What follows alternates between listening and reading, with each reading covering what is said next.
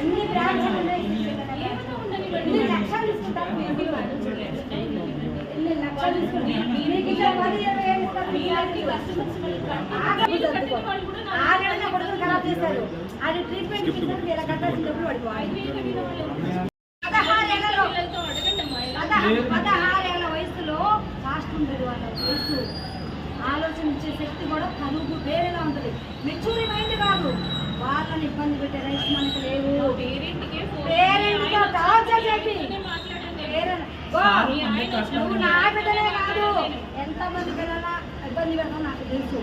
ఆస్య నా ఫ్రెండు, లక్ష్మి నా ఫ్రెండు, పిల్లలు ఉన్నారు. డబ్బుల విషయంలో నువ్వు ఎంత బాధ పెట్టావో నాకు తెలుసు. నా బిడ్డకి ఎవరైతే నువ్వు ఎంప్లాయ్ అయితే నీ మేనేజ్మెంట్ అనాలనుకోండి, అనాలనుకోండి తప్ప తీసుకుపోయారు. 22,000 కొన్ని ఇచ్చి పంపించాను లాస్ట్ ఇయర్.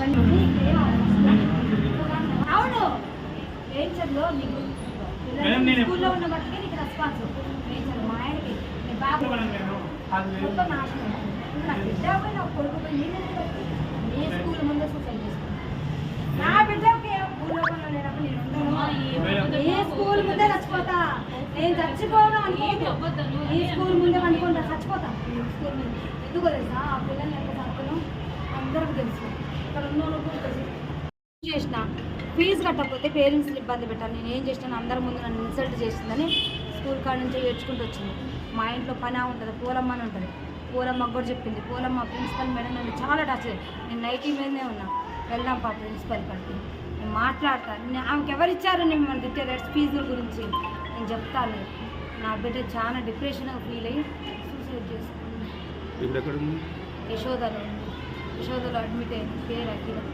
వెంటిలేటర్ ఇంతకుముందు అసలు నా బిడ్డ అంత అట్లాంటి ఆలోచన కూడా ఉండదు. నాకేం వీళ్ళు ఇబ్బంది పెడతారు, ప్రిన్సిపల్ మేడం ఇబ్బంది పెట్టిందని చెప్పాను. 3 రోజుల నుంచి ఏడ్చింది, రోజు ఏడ్చింది. అక్కడంటే కూడా మా ఫ్రెండ్స్ ముందు ప్రిన్సిపల్ మేడం నువ్వు తింటే మా ఫ్రెండ్స్ ముందు బరువు పోయినట్టు అనిపించింది.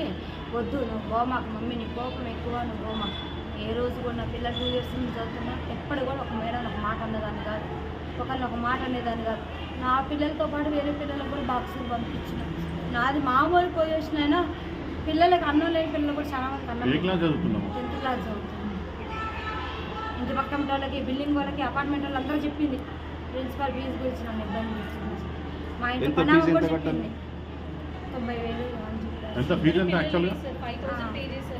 90,000 ఇవి కట్టాలన్నారు. లాస్ట్ ఇయర్ కొంచెం పెండింగ్ ఉంది, మొత్తం కలిసి మనం 22,000 ఇచ్చిన. అయితే ఇంగ్లీష్లో తక్కువ మార్కులు వచ్చినాయని లాస్ట్ 1 month 2 months క్రితం బాబుని టార్చర్ చేశాను. బాబు డిప్రెషన్లోకి వెళ్ళిపోయింది.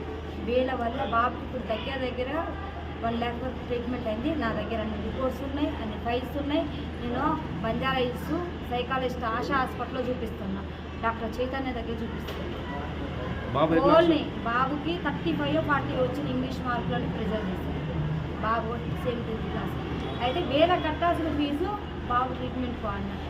ఆల్రెడీ బాగా సార్ కూడా చెప్పిన బాబుకి అబ్నార్మల్ ఉంది, బాబు కండిషన్ ట్రీట్మెంట్ నడుస్తుంది, బాబుకి హెల్త్ బాగాలేదు కానీ ఆ డబ్బులు అట్లా యూజ్ చేస్తున్నా.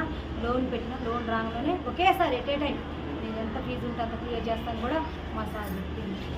బాబు కూడా బాగాలేదు. బాబు కూడా మన మధ్యసింకం పోయింది స్కూల్ వల్ల. టార్చర్ పిల్లల్ని ఏం ఫెయిల్ అయితే మనం రాసుకోకూడదు సార్. ఇయర్ లాస్ అయితే నెక్స్ట్ ఇయర్ చదువుకోకూడదా? ఎందుకు పిల్లలు లేనప్పుడు చదువు ఎందుకు? పిల్లలు బతుకుండి పిల్లలు బాగుంటే కండి చదువు కావాలి.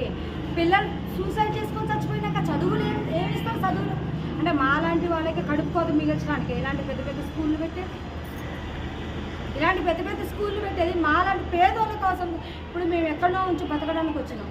మేము తెలుగు మీడియం చదువుకున్నాం, సరైన జాబులు రాలేదనే కదా పెద్ద పెద్ద స్కూల్లో వేస్తే ఇంగ్లీష్ మీడియం చదువుకొని ఫారెన్ కంట్రీస్ అటు ఇటు పోతారు, మంచిగా మా పిల్లలు సెటిల్ అవుతారనే వేసాక మా పిల్లలనే భూముల మీద నుంచి లేకుండా చేస్తే మీరెందుకమ్మా ఇలాంటి స్కూళ్ళు పెట్టుకొని ఏం చూసారు? కొంతమంది పిల్లల్లో ఒక పాప స్కూల్ ఫీజు కట్టకపోతే మీ మేనేజ్మెంట్కి ఏమైనా కోట్లు నష్టం వస్తుందా? కరోనాలో పేరెంట్స్ చచ్చిపోతున్నారు కదా, దత్తత తీసుకొని చదివించిన స్కూల్స్ లేవా? ఒక పేరెంట్ ఒక పిల్ల 100 మంది పిల్లలు ఒక పిల్ల కట్టకపోతే మీకు కోట్లు నష్టం వచ్చిందా? కోట్లు నష్టం వచ్చిందా? ఏం నష్టం వచ్చింది? మేనేజ్మెంట్కి ఎక్కడ నష్టం వచ్చింది? శ్రీ చైతన్య వీటి పేరుతో పిల్లల్ని చంపుతున్నారు. ఇంకో నాలాంటి తల్లిదండ్రులు మాత్రం ఇలాంటి స్కూళ్ళల్లో ఏమాకండి పిల్లగాళ్ళు. ఇలాంటి స్కూళ్ళల్లో వేసి మీ పిల్లగాళ్ళు చంపుకోరు. వీళ్ళు ఎంత టార్చర్ పెడతారో తెలుసు. రైటింగ్ తప్పితే చదువు. రైటింగ్ రైటింగ్ రైటింగ్ రైటింగ్ ఏం రాస్తారు పిల్లలు? చదవాలి. రైటింగ్ అంటే నువ్వు పేరాలే రాస్తారు. పేరాలు చదువుకోకుండా పేరాలు రాస్తే వస్తుంది, పాస్ అయిపోతారు. Hi, this is Swati Dikshit. Please subscribe to SKS Fly TV.